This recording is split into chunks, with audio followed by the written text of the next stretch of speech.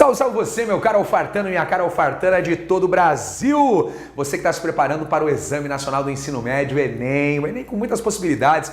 Possibilidade aí do SISU, uma possibilidade também para o FIES, ProUni, para a conclusão do ensino médio. Enfim, o Alfacom tem o orgulho de trazer para você o maior curso preparatório gratuito da web para você. É isso aí, é o Pré-ENEM Alfacom, com super dicas e um material muito legal à sua disposição.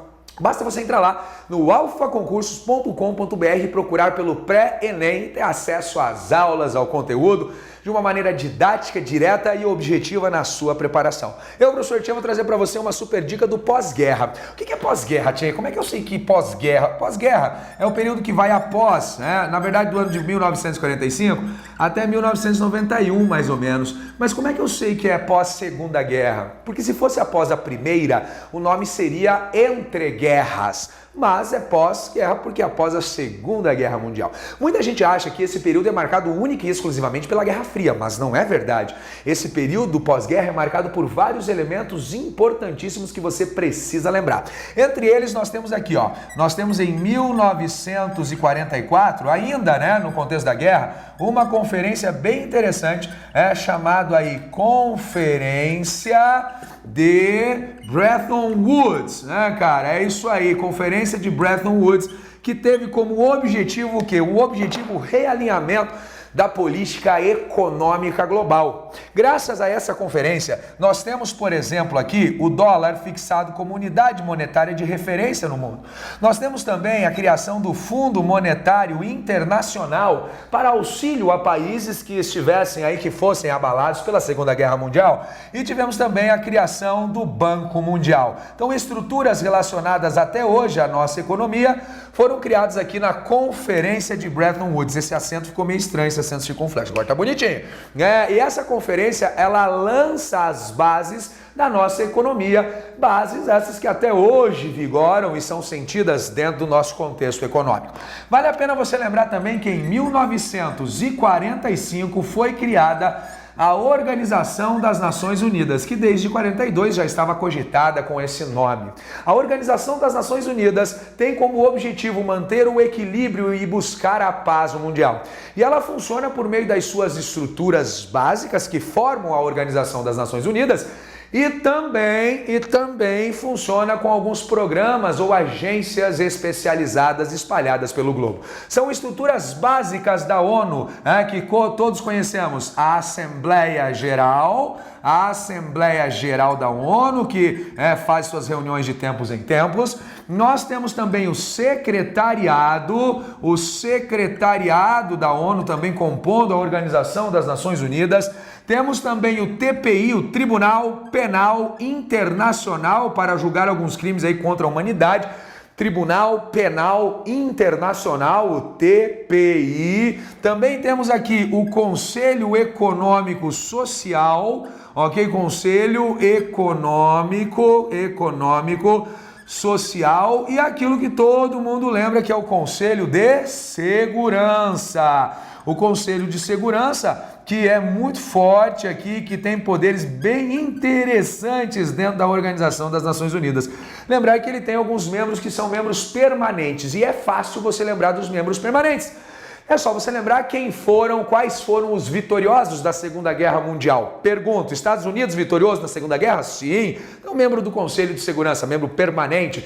A União Soviética não foi vitoriosa também na Segunda Guerra? Foi. Então, Rússia também é membro permanente. O Reino Unido, a Inglaterra também não foi? Sim, então também é membro permanente. Aí você tem a China. A China, ela foi libertada por uma consequência básica da derrota japonesa. Então, entra a China também. E qual é o país mais conhecido por ter sido livrado do nazismo? Aí, a França. Então, a França, a China, os Estados Unidos, a Inglaterra e a Rússia compõem o Conselho Permanente de Segurança da ONU. Então isso aqui também faz parte do pós-guerra. E uma das coisas bem interessantes também, que foi o mundo bipolar. O que é mundo bipolar? Tinha um mundo que de vez em quando tá alegre, depois fica triste. Não, filho, isso é outro bipolar.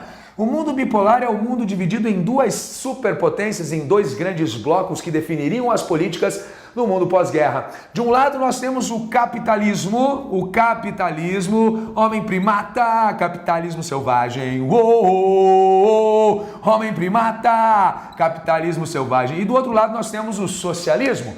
Do lado do capitalismo nós temos Estados Unidos da América, representando aquilo que nós chamaríamos de Ocidente, desenvolvendo um plano de ajuda econômica para os países devastados pela Segunda Guerra Mundial, chamado Plano Marshall, e também com um conselho, com um pacto de ajuda militar, chamado OTAN, Organização do Tratado Atlântico Norte.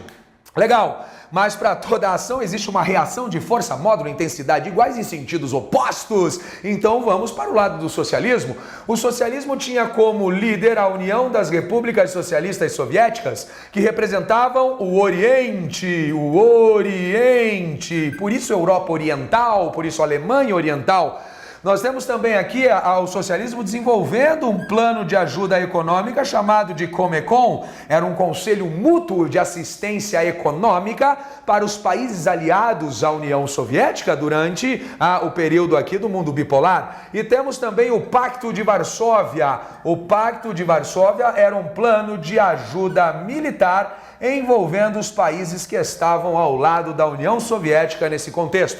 Essas tensões permanentes